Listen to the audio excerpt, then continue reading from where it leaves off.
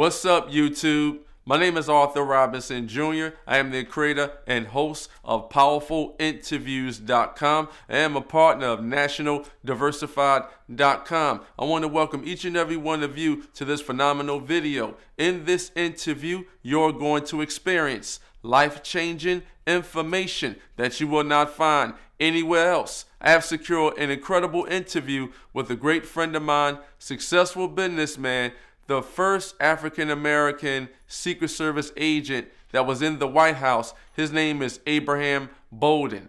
Abraham Bolden was the first black African-American Secret Service agent in the White House, and he and his team was actually protecting John F. Kennedy. John F. Kennedy was the 35th president in the United States, and in this interview, Abraham Bolden, he breaks down layman's terms about he feels as though that John F. Kennedy's assassination was an inside job. Also in this interview, Abraham Bolden, he breaks down layman's terms about how he was framed and he also did prison time. And they sentenced him to 6 years, but he only did 1 year in prison.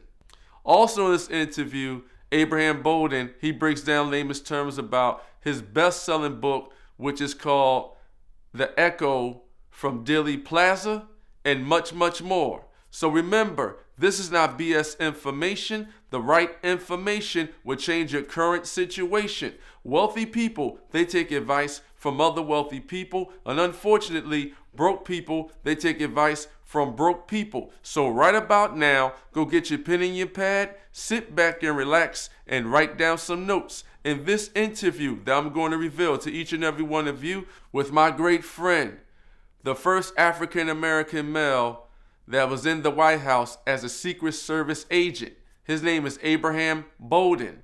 This interview, it will change your life. And don't forget to subscribe to my YouTube channel and turn your notifications on. That way you be well informed when I publish more successful audio interviews. And in this interview, Abraham Bolden, he's going to express to each and every one of you of what really happened with John F. Kennedy. So, check it out. Without further ado, I'd like to welcome the one, the only, the powerful Abraham Bolden to the show. Yes, I'd like to say good afternoon to all the listeners. And Brother Robinson, I really appreciate you inviting me on your show. Well, I'd like to thank you, Abraham, for taking time out of your busy schedule to educate me and the listeners worldwide about your phenomenal book, The Echo from Dealey Plaza, and about your friend, JFK. I gladly appreciate it. Yes. Well, you know, my life has been one of very good accomplishment, high accomplishment. It's been one of learning. It's been one of experience. It's been also one of sadness in a way. Now, in my autobiography, In the Echo from Dealey Plaza, I explain how I became associated with our beloved President John F. Kennedy. I was a state policeman and also a private detective prior to going into the Secret Service. Now, in the Echo from Dealey Plaza, you're going to find out that it's a travesty of justice that occurred to me in association with the assassination of President Kennedy. It was very difficult on my wife and my family, but it enlightened me as to the presence of God. And so it had a dual effect in my life. It took away much of the experience that I would have had in the temporal world, but it gave me experience in the spiritual world, which I had been seeking all my life. Now, born in East St. Louis, a small town, it was almost like Mississippi. We had separate drinking fountains, and we had black restrooms. We had white restrooms in the 1940s there. Segregation was pretty prevalent. So I went to black high school, as Brother Robinson said, Lincoln High School, graduated from there, became a very good musician, trumpet player. They used to call me Little Satch. Wow. And I could, they used to call me Little Satch at 15 years old. I was playing trumpet with a band on the Admiral Riverboat, and I had a reputation around East St. Louis as being an accomplished musician. Well, I got a scholarship and went to Lincoln University, but there was something within me that was trying to come out, a spiritual me that was trying to manifest itself all of my life. And I saw the injustices that my people were suffering in East St. Louis, Illinois, due to prejudice and the hate and the racial riots that was carried over from the 1927 racial riots, in which hundreds of my people were killed during the racial riots in East St. Louis. Yes, and now growing up in that atmosphere, it gave me an incentive to do better. My parents were very diligent in raising a family. There were 6 of us. We all graduated from college and became asset to society. Now, after graduating from Lincoln University, I had a choice to make. Either go into teaching the profession of music or to accept a job in Pinkerton National Detective Agency. I became the first African American for Pinkerton National Detective in 1956. Yes, the first detective. And, you know, by the way, it so happened that my wife was reading the St. Louis Post-Dispatch, and she saw an advertisement for the job. She says, Abraham, you've been talking about the injustices in society, how you wanted to do something about it, wanted to go into the legal side of society. She said, this is your opportunity. I said, well, Pinkerton is not going to hire a black man to be an agent because they just don't do that. She says, well, go and find out. So I took the advertisement that she cut out the paper, and I went over to Pinkerton on the 12th floor of 705 Olive Street in St. Louis, Missouri. And I presented the paper to the little secretary, and she says, we're not hiring. Well, as a coincidence, Mr. Mertz, who was the district director of Pinkerton National Agency, was doing his rounds, and he had stopped in the St. Louis office, and he had a conversation. So Mr. Mertz instructed the secretary to give me an application, and he hired me on the spot. He says, you're going to be the first Negro, they were calling us back then, the Pinkerton detective that we hired, and they trained me very well. And from there, my wife was reading the newspaper again, and she saw a year later where the state police were hiring. And so she told me that the state police were hiring, and I went to Springfield, Illinois, took the test, and in 1957 became Illinois State Policeman. From there, I had, in 1960, we had a young president, a young candidate, John F. Kennedy, who was running for president of the United States. And he came to Peoria, Illinois, where I was stationed as a policeman, in order to give a speech, a political speech at the courthouse there. And I was one of the persons who was directing traffic at the airport. Well, when the senator came out of the airport sitting on the back of a long Cadillac car, we waved at each other. And he caught my eye and I caught his. All right. Now, as the procession went on, I went to the courthouse and listened to his speech, and I became enamored with the power of his spirit, of the goodness that I saw within this candidate. President Kennedy, won the election. He won the election. He beat Nixon by some 8,000 votes here in Cook County. Now, did you meet Nixon at that time? Did I meet Nixon?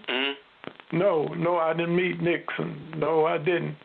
But I met President Kennedy. Now, when the president won, he was coming to Chicago on April 28th of 1961 in order to give a speech at McCormick Place to the political honchos here in Chicago.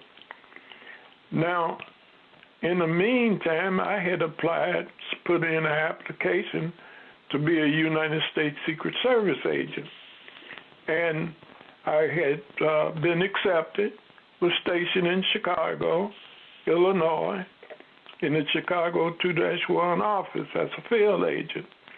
Now, the way the Secret Service was set up, whenever the president went into a place, the field office agents would have to assist in the protection of the president. Now, when the president was coming to Chicago on April the 28th, they were giving out assignments at the Chicago office of the Secret Service. I was the only Negro agent there.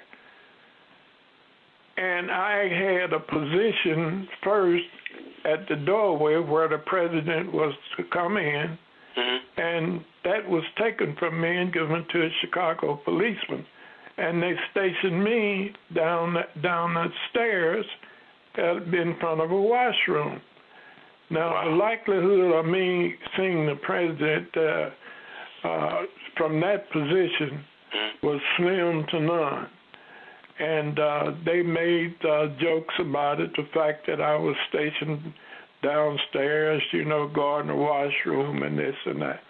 They were very prejudiced. I ran into very prejudiced agents when I came to Chicago. Now, on the night of April 28th, when the motorcade came up, here I am standing in front of the washroom. Now, what exactly is the motorcade? Motorcade. The motorcade came with the president in the back of the car. That's the motorcade. There were several vehicles that were carrying the dignitaries in the vehicles, and they stopped right in front of McCormick Place. And the president alighted from the automobile. I didn't see him. I heard the photographers scuffling and trying to get in position to take photographs of the President of the United States. And I was somewhat disappointed because I was not in a position to see what was really going on upstairs. Now, so in the process of me standing in front of the washroom and looking up the steps, I was surprised to see the president coming down the steps with all of the political democratic dignitaries in Chicago and in Illinois. The first thing that the president wanted to do when he alighted out of the car and came to McCormick Place was use the washroom. And there I stood. And the president walked up to me, and I don't know if he recognized me or from being a state policeman or what, but he stopped right in front of me. And he says, "Are you a Secret Service agent? Are you one of Mayor Daley's finest?" Mayor Daley was standing there. And Mayor Daley chuckled. I said, "I'm a Secret Service agent, Mr. President." And one of the agents behind me, Richard Jordan, said, "That's Agent Bolden. He's stationed here in Chicago." Now get this scenario. Here I am in the basement, the lower level. I wouldn't call it the basement, but the lower level of McCormick Place, standing in front of a washroom, and the President of the United States approaches me and start a conversation. And he looked at me and he says, "Mr. Bolden," after one of the agents told him my name, and said, "Has there ever been a Negro on the White House detail in Washington, D.C.? I said, "I don't know, Mr. President, I don't think so." And he looked at me and he smiled and we shook hands. He said, "Would you like to be the first?" I said, "Yes, sir, Mr. President." He says, "I'll be looking forward to seeing you in Washington, D.C." Now, and was you excited when the president? I was very excited. I was very excited. How ironic here. We had a racist special agent in charge trying to hide me and giving me the worst position in a security detail in front of a washroom, trying to discourage me as being a Secret Service agent and putting my position, giving my position to a white Chicago policeman. And here the president finds me in the basement. And from that, I was assigned on June the 6th of 1961 to Washington, D.C., where I became the first African-American to be on the Secret Service detail, presidential detail, assigned to Washington, D.C., the White House. And it was an experience. It was an experience that I'll never forget. As I walked up to those two White House doors at 12 o'clock midnight on June the 6th, I walked from anonymity into history. And I praise God for that. But now the first thing when I went to Washington, D.C., as I cover in the Echo from Dealey Plaza, my book, my wife was very happy that I had that opportunity. I had a very good wife, Barbara Louise Hardy Bolden. We grew up together. We were classmates together, and we ended up being married for 49 years before she died in 2005. That's a blessing. Yes, we had 3 wonderful children. And so when I went to Washington, D.C., it was like another world. In the White House, I was treated royally by President Kennedy. He took me around and he introduced me to the Secretary, Abraham Lincoln, and some of the dignitaries there, and Hubert Humphrey, Barry Goldwater. And when we came to Pierre Solinger, who was the press secretary at that time, he says, "Pierre, come over, I want you to meet someone." And Pierre came over and we shook hands. He said, "I want you to meet Mr. Abraham Bolden. He's the Jackie Robinson of the Secret Service." And I was so surprised and stunned that the president equated me with such an icon in the black community, Jackie Robinson. And that let me know that I had really something to live up to. The president expected a lot out of me. All right. So President John F. Kennedy, he had a great passion for brown and black African-American people.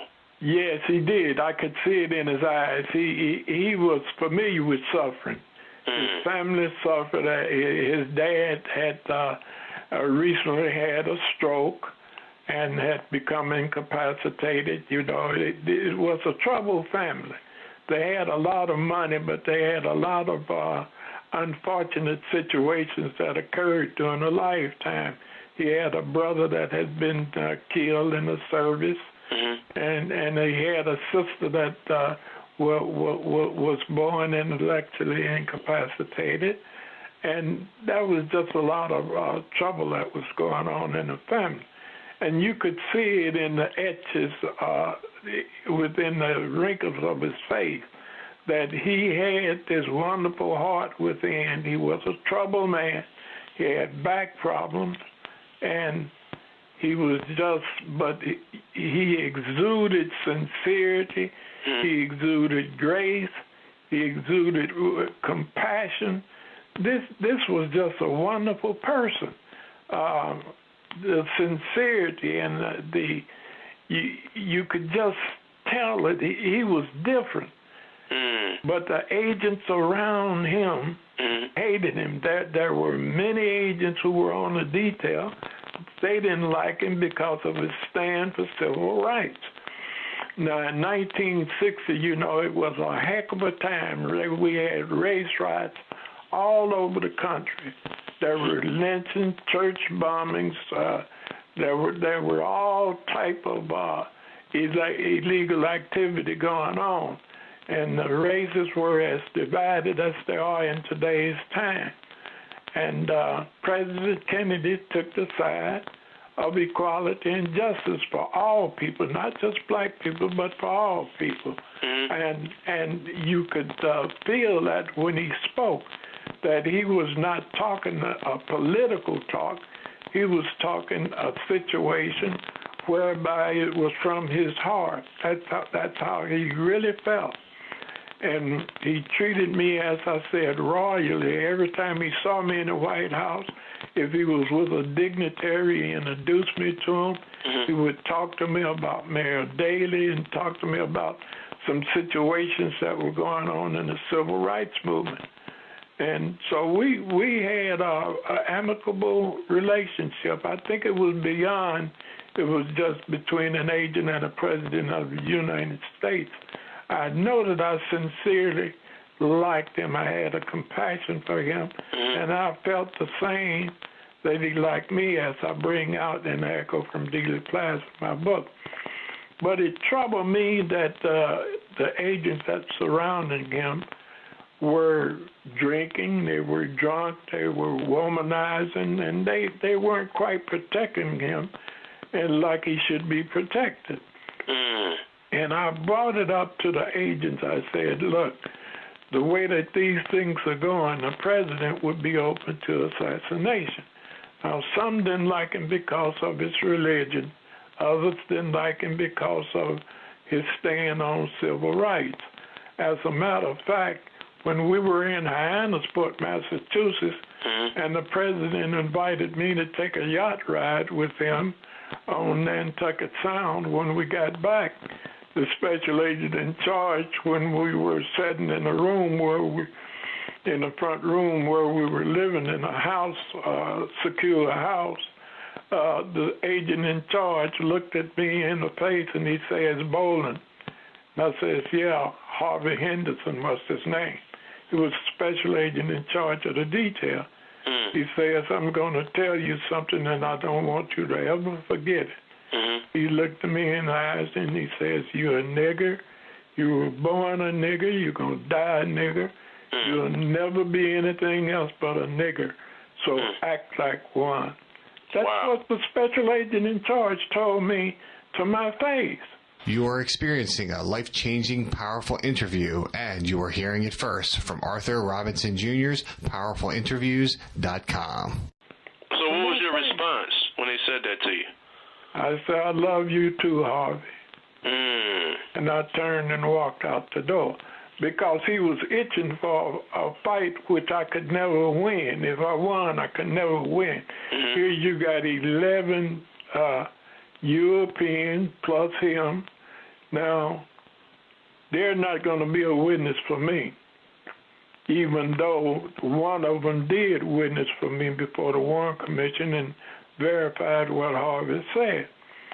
But I didn't come to fight Harvey. What I came to do was protect the President of the United States. And I knew that there would be some racism, but it also troubled me that this one of the agents who was guarding Caroline Kennedy, she was about 5 years old and 4 or 5 years old at the time. He was a staunch racist, and I think that his attitude may have rubbed off on Caroline Kennedy because now we were at Otis Air Force Base going to the Kennedy compound. He looked out of the window and saw a whack. This whack was really dressed neatly. She was a black girl, chocolate color. He looked out the window and said, there goes a nigger. Now he right in front of me. Wow. Now, yeah, this is the type of men that were surrounding the president. Not only that, when we were on the press plane, there was so much drinking going on that when the plane landed at Otis Air Force Base, the agents were almost drunk. There were several agents who were incapacitated by alcohol that was given to them on the plane. Now, here we are, supposed to be the front, the people who are on the ground when Air Force One landed, and we have agents incapacitated by alcohol. And so I complained about this to the special agent in charge. He told me, stay in my place. Well, I knew that my life was in danger with the special agent in charge of the detail who had told me I'm a nigger. So when I went back to Washington, D.C. on July the 5th, I went into the chief of the Secret Service, the chief now, U.E. Barman, and I explained to the chief of the United States Secret Service, said, Mr. Barman, the president's life is in danger. And I sat down and I explained to him the activity of the agents, how they were bringing women in and out of the room. They were partying, and they were going to work drunk, inebriated, and their conduct was just did not befit people and agents who would be responsible for the president's life. Now, U.E. Barman made notes. I didn't know that he was going to retire within the next 2 months. The person that I complained about, James Rowley, who was a special agent in charge of the White House detail, became the chief of the United States Secret Service. And that gave him privy to all of the information that I had given to U.E. Bauman about the lack of administrative ability of James Rowley, because the Secret Service detail was out of control. And Rowley, who became the chief and who became the person who would take action against the agents, became the chief. And so, that put me in a very bad light because I had complained about his administrative ability in keeping the agents in line. So now I asked to be sent back to Chicago. I said I would rather be permitted to go off the detail and go back to Chicago as a field agent. But when I did that, I complained to, whenever the inspector came to Chicago, I complained to the inspector, Inspector Kelly.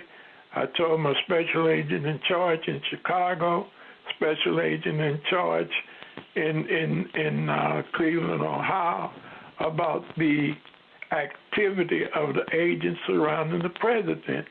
And by and large, that if an assassination attempt would be made against the president of the United States, it would be successful.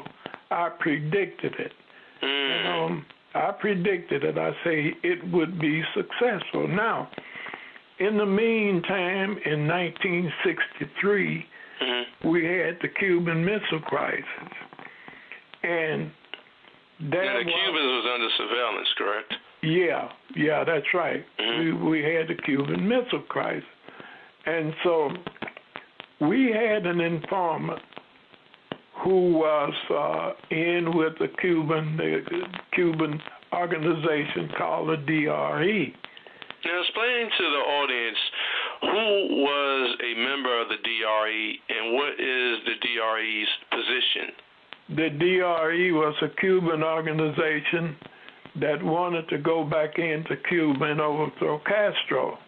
And they had the support of the CIA, and they had the support of the FBI in this venture. Now, Kennedy was against overthrowing Castro.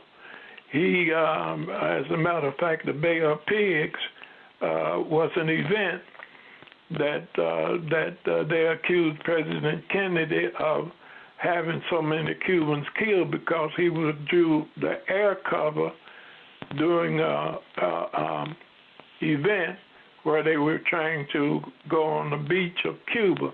and overthrow Castro. And it was a slaughter for the forces that were trying to do that.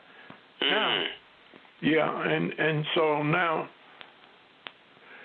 there were so many threats against the president in 1963.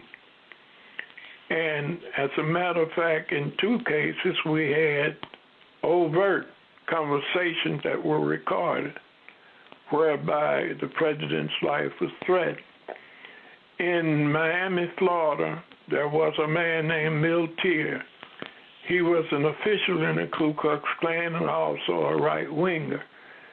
And he had a conversation with one of our informants that was monitored.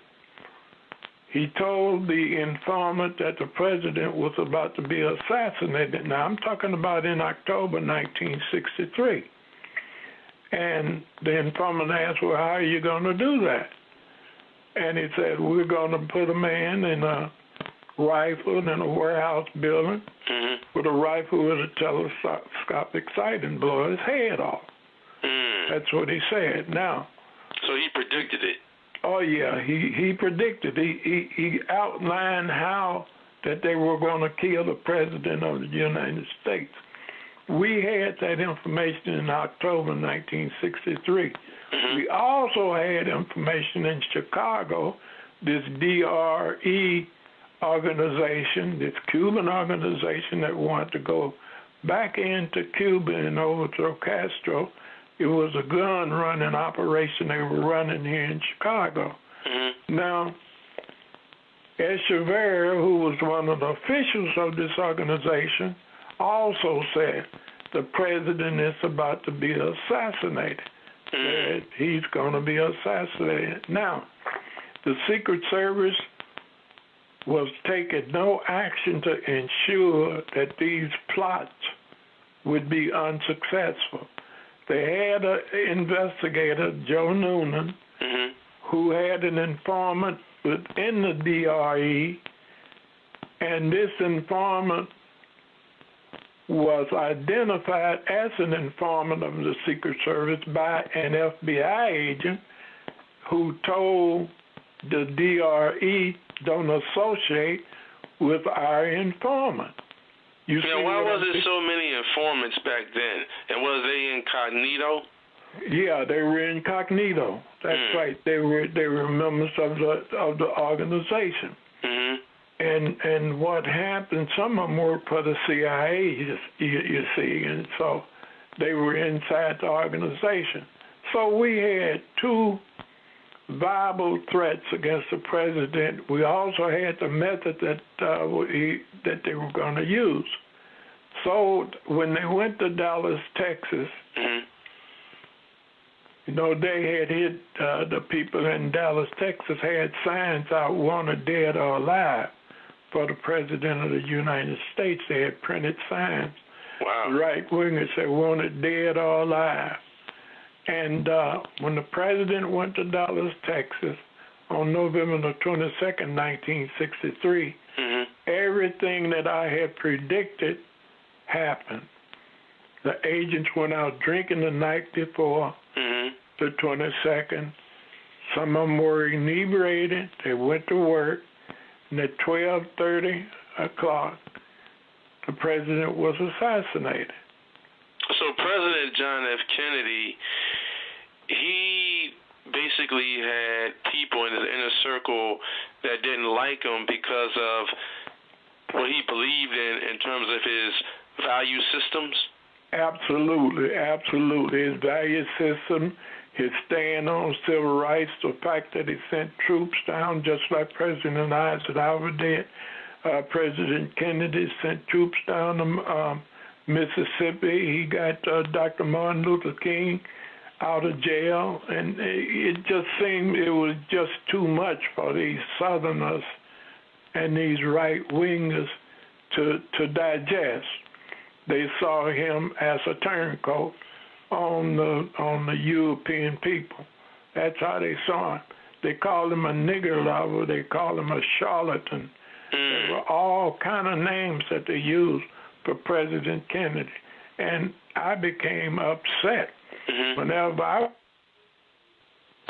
these agents, and I would blaspheme for their attitude toward the President of the United States, because I had this passion for President Kennedy. He had lifted me up, you might as well say, by the power of God. He had made me icon in the black community, in history, and I really appreciated that. Now, when the president was assassinated, I noticed the Secret Service agents in Chicago, they began to destroy reports about what had actually occurred in Chicago. They began to redictate reports about investigations that Joe Noonan had done on the DRE investigation. They began to redact those reports. They began to change dates. And I would walk around the office and I could see where the secretary was retyping reports and changing dates and sending those to Washington, D.C. Now, Johnson appointed the Warren Commission to investigate the assassination of the president. He appointed them in January of 1965. Now, I didn't know it at the time. I didn't know it at the time, but Bill Moyers, who was the president's assistant, received a letter from Katzenbach, who had taken Robert Kennedy's place as the United States Attorney General after the assassination of President Kennedy. So they basically tampered with pure evidence based on John F. Kennedy's assassination. Oh, absolutely. Absolutely. They changed dates on reports. Now, Katzenbach sent a memo on December the 6th to Bill Moyers, who was presidential advisor, saying that Lee Harvey Oswald had to be identified as the only assassin of President Kennedy. And they accused Lee Harvey Oswald of assassinating President John F. Kennedy, correct? That's right. That's right. And they did not want it to be a conspiracy, but I knew that there was a conspiracy behind it by being an agent of the United States Secret Service. I knew that Miltier had described word for word how the president would be assassinated. Yeah, there's a lot of conspiracies out there, Abraham. From your perspective, do you think that President John F. Kennedy, in terms of his assassination, do you think that that was an inside job? Yes. Yes. I think it was an inside job. Because, number one, the report that came through on a teletype of the person who killed Officer J.D. Tippit did not fit Oswald. It said it was a young, stocky, white man with blonde hair.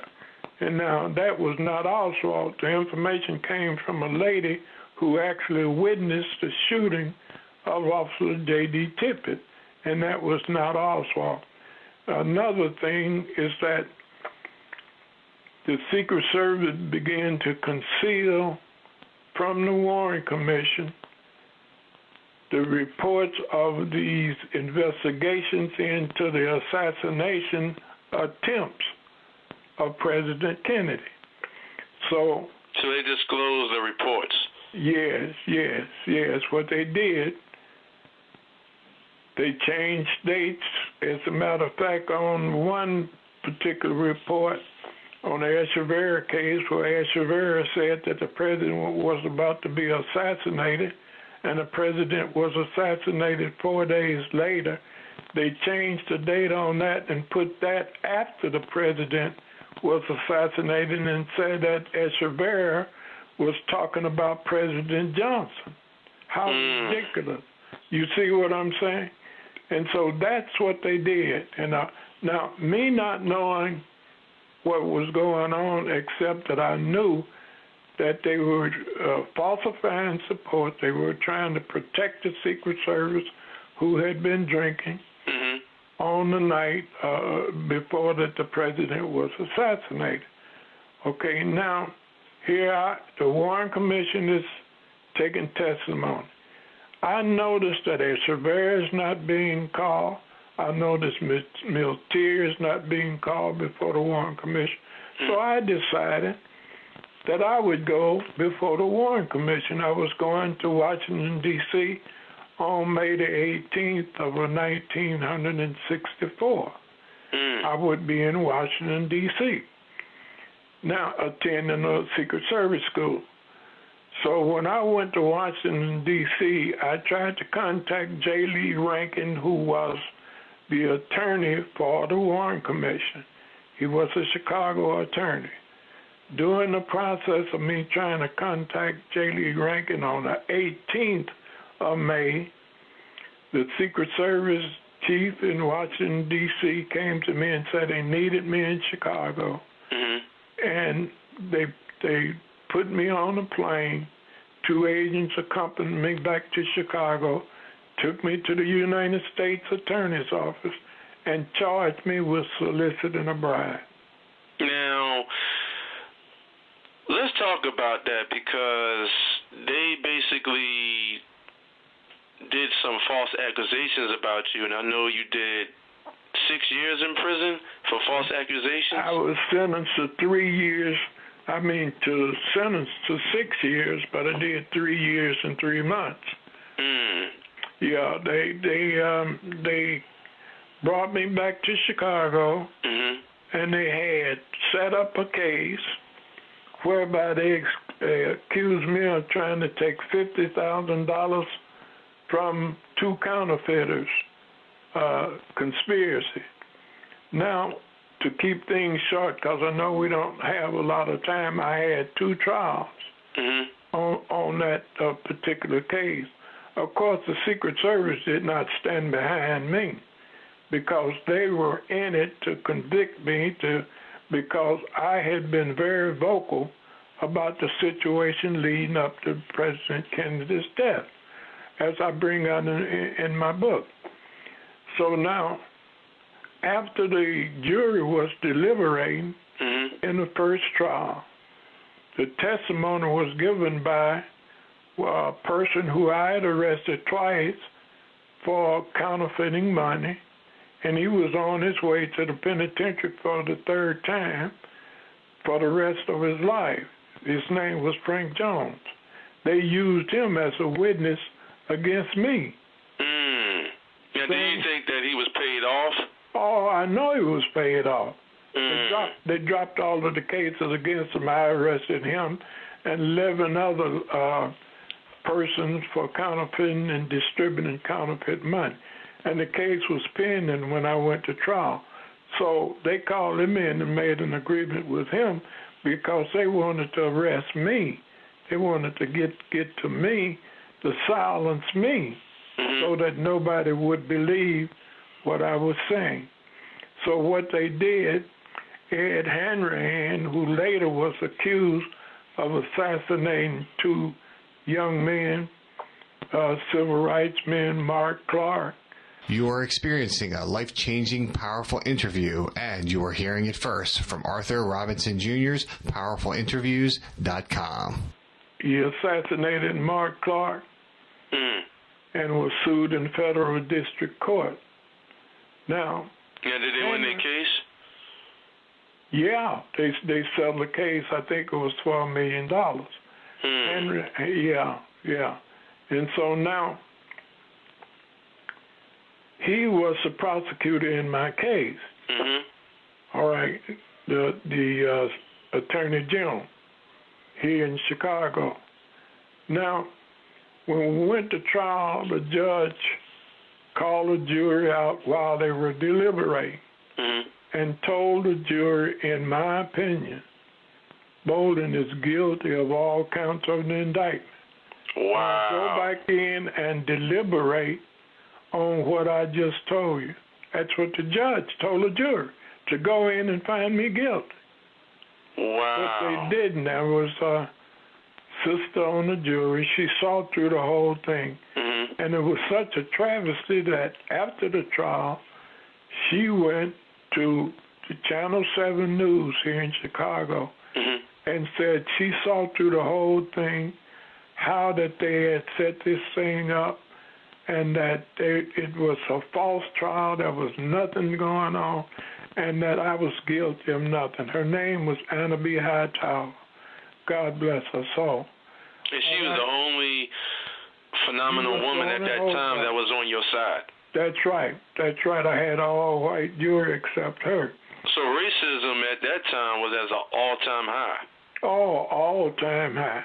The second trial now, the assistant United States attorney cites, the assistant United States attorney went to the newspapers and said, we would have had a conviction if that black woman hadn't been on the jury.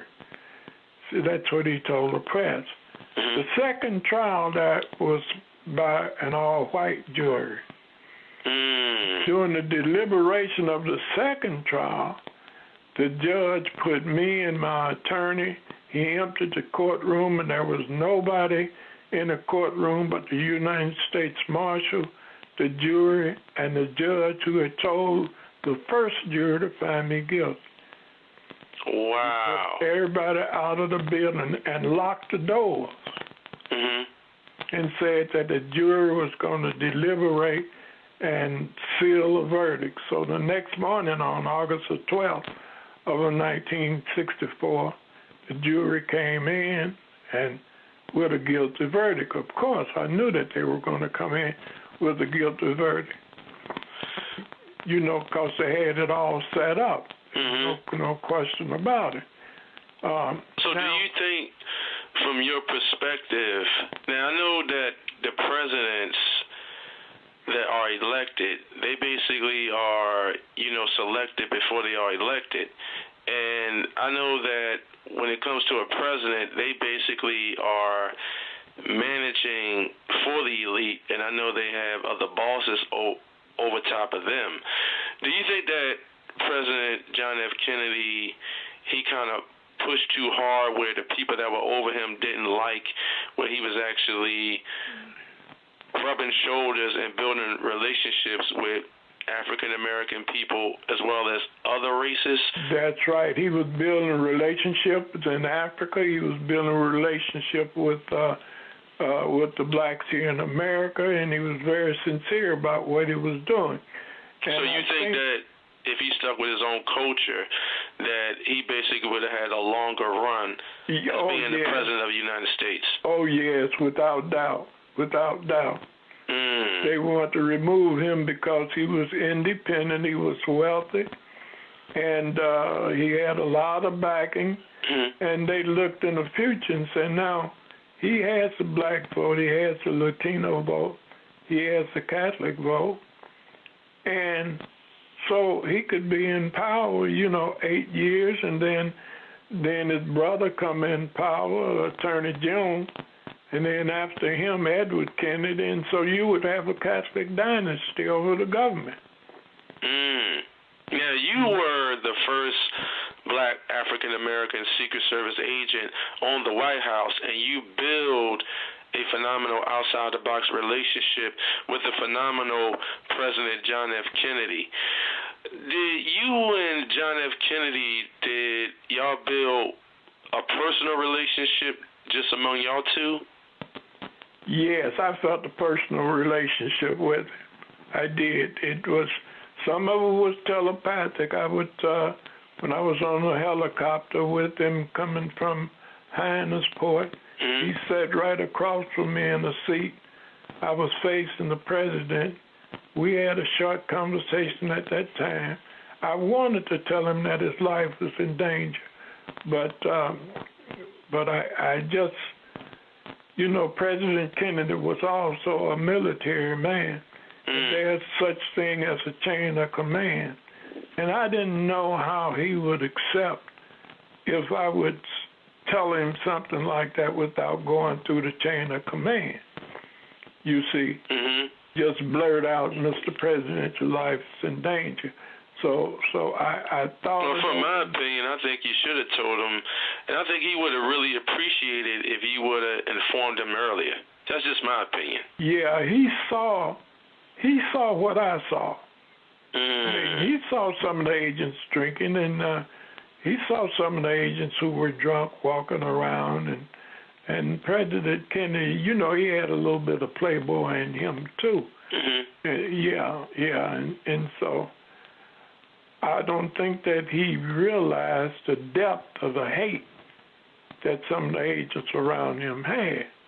And now the agents and the FBI and the CIA, isn't their position is to basically protect the President of the United States? Yeah, that's the Secret Service. That's their main duty. That's what they were founded to do, is to protect the President of the United States.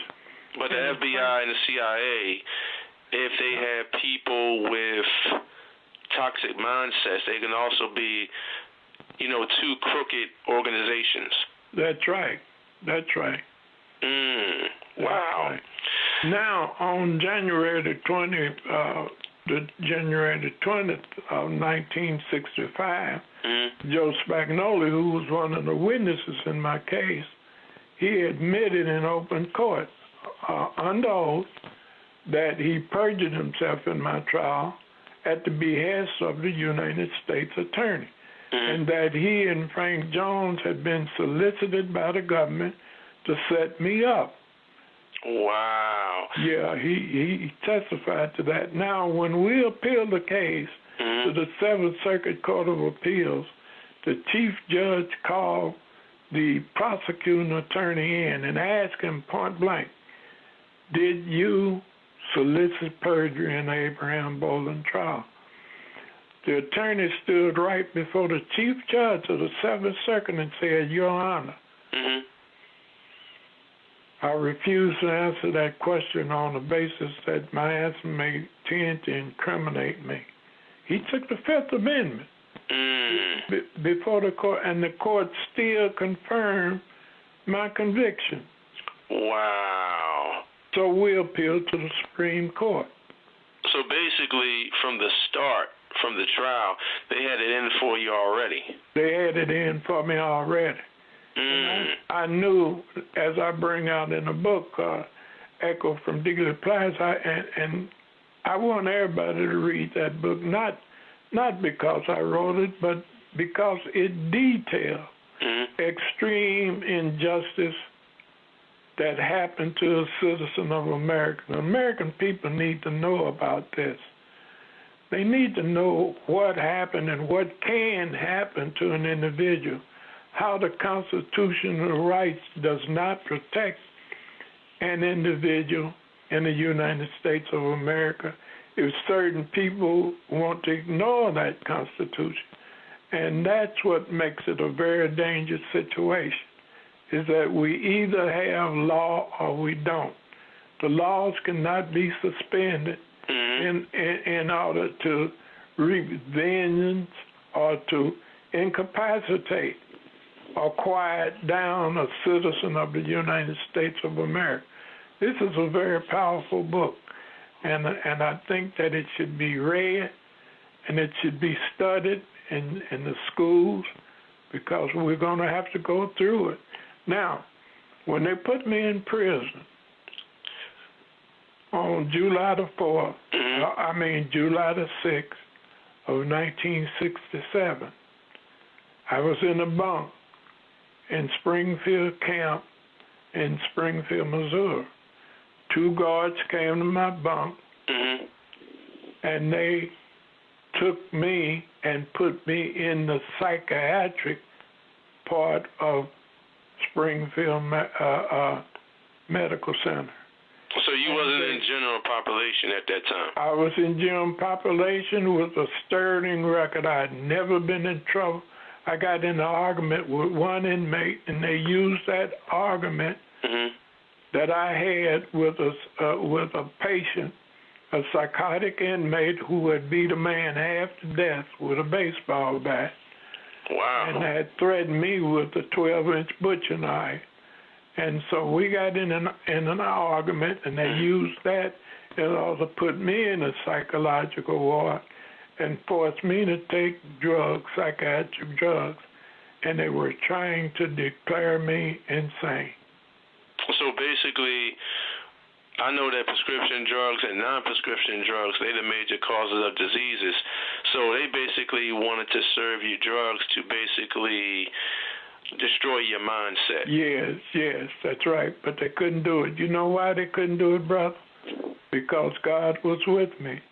Absolutely. What they did released something in me, something that I had been looking for all of my life, and that was the love and the truth about the Creator. I've been seeking that. And what they did, they proved to me that there is a God. And if anybody read that Echo from Dealey Plaza, they're going to see miracles all the way through that book, the presence of God.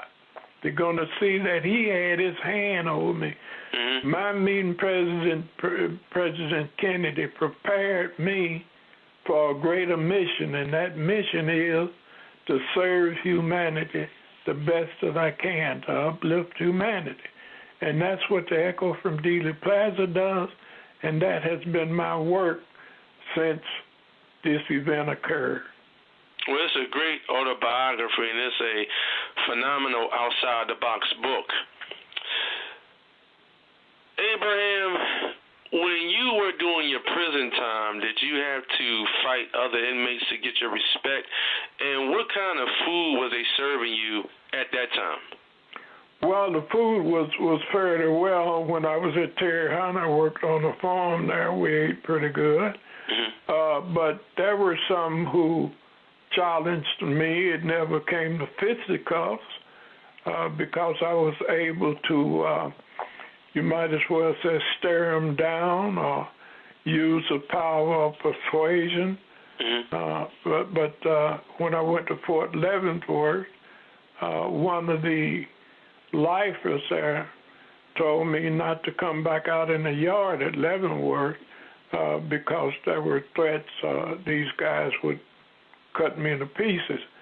And so I didn't go back out in the yard. I was at Leavenworth for about 2 weeks before I went to Springfield Medical Center.